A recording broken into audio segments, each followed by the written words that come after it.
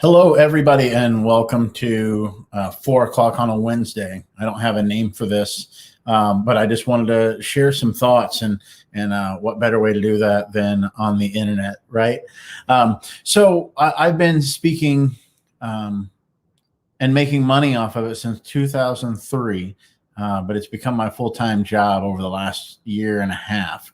And what I have determined is I am not good at sales.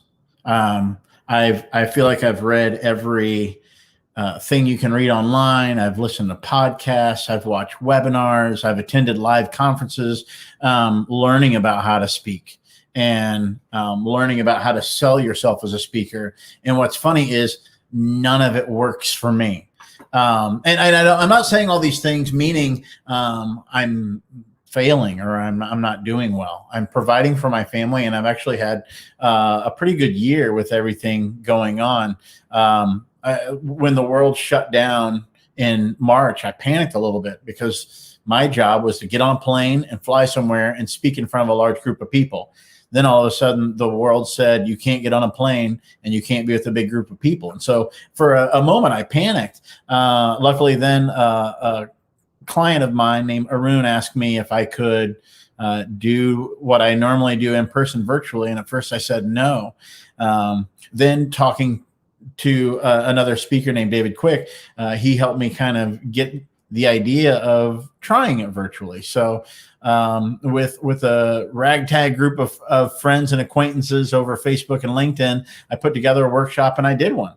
And it worked pretty well. So then I started trying to market it, and again, sales and marketing aren't really what I do, but what I've learned is everything involved in sales, everything involved in marketing is something that works for some people.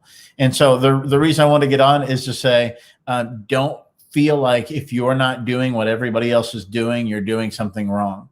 Now, I know somebody's watching this right now and they're saying, well, you could probably do better. Like you could probably make more money, or you're probably leaving money on the table. But my thing is I am new to the business and I am succeeding in ways that I didn't think I would be able to. And don't get me wrong, it's not that I'm not listening to anybody, but I kind of made a little list of things that I've read and seen. The first one talks about cold calls or cold emails, where you just reach out to people. And just starting these email campaigns where you look for the right fit, but then you send an email drip campaign where you send email after email to these people just saying, hey, reaching out. If your company's looking for this, it's something that I do is I provide as keynotes or I do corporate workshops. But what I've done is I've been talking to C-suite executives. I've been talking to event planners, and they say, honestly, I'm not hiring somebody I don't know. Either I've seen them speak or I've got a referral from somebody that I know and trust already. So me sending stuff out to random people, I don't feel like it's a great use of my time. So then somebody else talks about using warm leads, where it's, asking somebody on LinkedIn that to help make a connection to somebody else. But again, me asking somebody that I met over the internet to introduce me to somebody else, it's this weird lack of a connection. And so people might think I'm a nice guy, but until they see me speak, I mean, I know a lot of great people that aren't great musicians. So I wouldn't want to let them perform a concert until I've seen them and I know they're a great musician. So the same thing I think goes with speakers.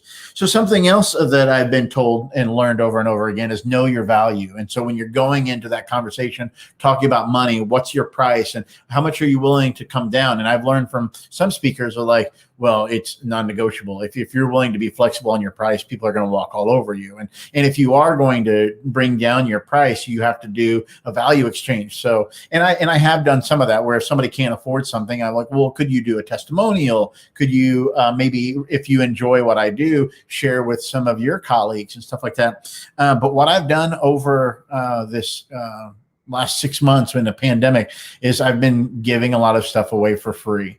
I've been speaking for free in a lot of cases, and I've had friends reach out and say, hey, what do you charge? And I literally will just say, what can you afford? What's in your budget? And then we go from there. And the interesting thing is, I'm not trying to make $1 million right now. I know that this year is weird for a lot of people. So my whole goal is just to offer service to help make the world a better place. Honestly, I speak on improv and how improv can be used to boost creativity, to boost positivity, to get people in that mindset where anything is possible. We can be flexible. A lot of what I do virtually right now is called virtually anything is possible. So using what we're used to doing in person, but doing it online over Zoom or Teams or even things like this. If we get out of the mindset of what we think is possible is the only thing that's possible, we now get in the mindset of anything is possible. And then the question is no longer if it's possible. The question is, how is it possible? And if we get into that mindset, anything can happen.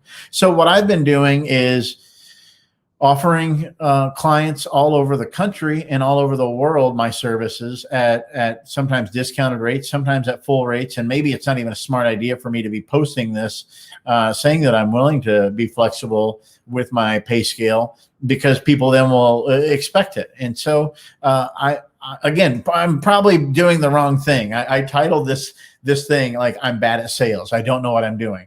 But this is where I'm asking for your help. So if you're watching right now and you are a speaker, you're in sales, you are in business, you are in education, you're anywhere. If you have any advice for me, please don't hesitate to put it in the comments. If you know anybody who is willing to come on here and give advice, I would love to do more of these and share what I'm learning with other people, and then take what you're learning and share it with other people. I feel like 2020 has become the year of the give back, where we're kind of learning how blessed we are to be where we are because of the connections we've made with other people. So if you have insight to share as a C-suite executive, if you have insight to share as a nonprofit leader, any realm, I would love to take some time to interview you on here. If you want to know more about what I have to offer, you can check out my website there at joncolby.com and see what I can do for you. And I just want to say thank you all so much for watching.